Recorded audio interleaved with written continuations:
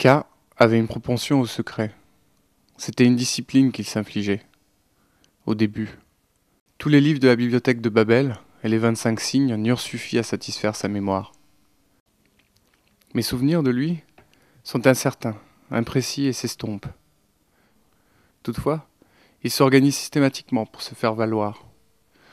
Je me rappelle imparfaitement de la perfection mémorielle de K, ce qui me permet, ai-je compris à ce moment-là, de le rendre intelligible aujourd'hui et de vous en faire part maladroitement.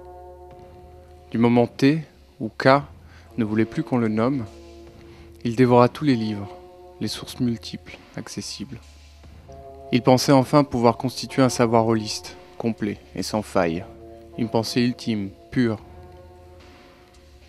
Dans cette quête absolue, K pensait avoir cet allié, infini, dont il ne voulait signifier l'occurrence. Nous n'avions qu'une idée imprécise de l'événement.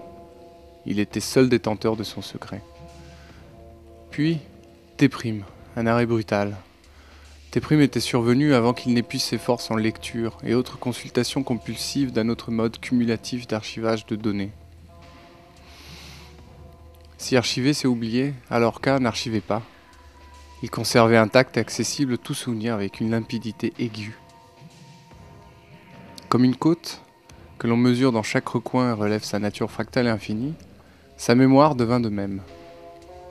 Dès lors, enfermé dans l'obscurité quasi complète de sa chambre, K n'échangeait que peu, le minimum vital. Je me rappelle de l'avoir trouvé allongé, le regard tourné au plafond, hagard. Il parla peu, d'un ton posé, monocorde. Je me rappelle qu'il me dit d'abord enthousiaste par les nouvelles perspectives offertes en T, K avait poursuivi, confiant son objectif. Mais un soir, un rêve éveillé le tirailla, au point qu'il ne pouvait plus se distinguer du flux. Il s'oubliait, ne pouvait plus ni penser, ni se penser. Il était le flux, sa pensée, son être dissous. Il pouvait tout voir, tout imaginer, sans pouvoir l'organiser. Alors il était resté là,